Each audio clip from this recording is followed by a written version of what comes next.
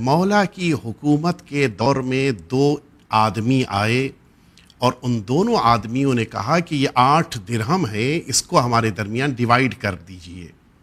مولا نے پوچھا ٹھیک ہے، کیسے ڈیوائیڈ کرنا ہے؟ کیا کہ نہیں، ہمارے بیچ میں اختلاف ہے، اس کو آپ سالو کر دیجئے۔ اختلاف کیا ہے؟ ایک کہہ رہا تھا کہ اس 8 کو دو پارٹ کر دیے جائیں، 4 اور 4 دے دیا جائے، ایک کو 4 ایک کو 4۔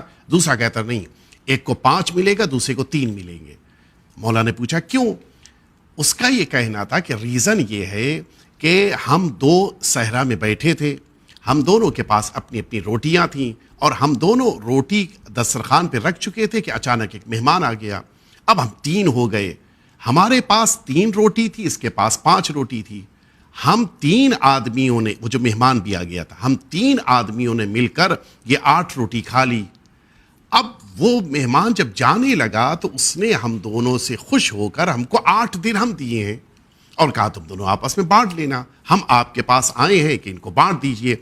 وہ جس کی 3 روٹی تھی وہ یہ کہہ رہا تھا کہ آدھا آدھا کر دیا جائے، 4 تمہارے درہم اور 4 ہمارے درہم۔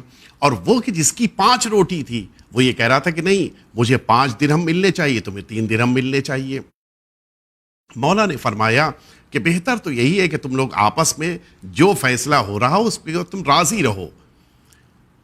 وہ کہتا نہیں مولا، وہ جو 3 والا تھا وہ اصرار کر رہا تھا کہ مجھ کو 4 درہم ملنے چاہیے، یعنی متوجہ ہے کہ جس کی 3 ہی روٹی تھی وہ کہہ رہا تھا 4 درہم ملنے چاہیے، وہ کہہ رہا تھا نہیں مولا، مجھ کو تو برابر سے چاہیے۔ مولا نے کہا پھر میں کہہ رہا ہوں کہ جو تم لوگ آپس میں طے کر رہے ہو اتنا تم لوگ آپس میں بانٹ لو۔ کہا نہیں مولا، آپ جو فرما دیجیے۔ اب آپ سنیں، عدالت اس کو کہتے ہیں۔ مولا نے فرمایا کہ اگر تم مجھ سے پوچھتے ہو تو جس کی 3 روٹی تھی اس کو 1 درہم ملنا چاہیے اور جس کی 5 روٹی تھی اس کو 7 درہم ملنا چاہیے۔ یہ کیسے؟ اب آپ ذرا سوچیں کہ وہاں تو ایک عجیب سناٹے کا ماحول، بالکل جو سوچ کے آیا تھا کہ 4 درہم لینا ہے، اس کو 4 تو نہیں ملے، 3 بھی نہیں ملے، اب تو اس کو 1 درہم مل رہا ہے۔ 1 مل رہا ہے۔ وہ تو بالکل ہکا بکا ہو گیا کہ مولا یہ کیا ہو گیا؟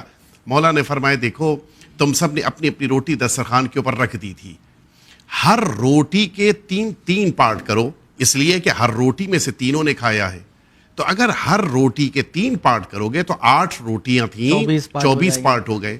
مولا فرماتے ہیں کہ اب جب یہ 24 پارٹ ہوئے تو ہر ایک نے اپنے میں سے 8 پارٹ کھایا ہے، تو اب نتیجہ یہ ہوا کہ ہر ایک نے اپنے حصے کا جب کھا لیا تو اس انسان نے جس نے 3 روٹی رکھی تھی دسترخوان کے اوپر، اس کا بن رہا ہے ٹوٹل 9 پارٹ۔ 8 پارٹ اس نے کھا لیا تو 1 پارٹ بچا، تو اس کے 9 پارٹ میں سے 8 تو اس نے خود کھا لیا تھا، 1 مہمان نے کھایا، اور وہ کہ جس کی 5 روٹیاں تھیں اس انسان نے تو ٹوٹل اس طرح سے 15 پارٹ بنائے اپنے، اور کھایا اس میں سے ٹوٹل 8 پارٹ، تو 7 پارٹ وہ تھا کہ جو اس نے مہمان کو کھلایا۔ تو اس طرح سے وہ مہمان جو 7 پارٹ جس کی روٹی میں سے کھا رہا ہے اس کے درہموں میں سے 7 درہم اس کو ملنا چاہیے، اور اس کے 9 پارٹ میں سے اس نے تو اپنے میں سے 1 ہی پارٹ دیا ہے اس مہمان کو، لہٰذا 1 درہم اس کو ملنا چاہیے، 7 اس کو ملنا چاہیے، 1 اس کو ملنا چاہیے۔ آپ کو تعجب ہوگا، جو انسان 3 درہم پر راضی نہیں تھا، 4 درہم لینے کے لیے لڑائی کر رہا تھا، وہ مولا سے یہ فیصلہ سننے کے بعد بالکل مطمئن ہو گیا، کہتا ہاں آپ نے جو فیصلہ سنایا ہے وہ 100% عدالت کے مطابق ہے اور واقعی طور کے اوپر مجھے 1 ہی پارٹ ملنا چاہیے۔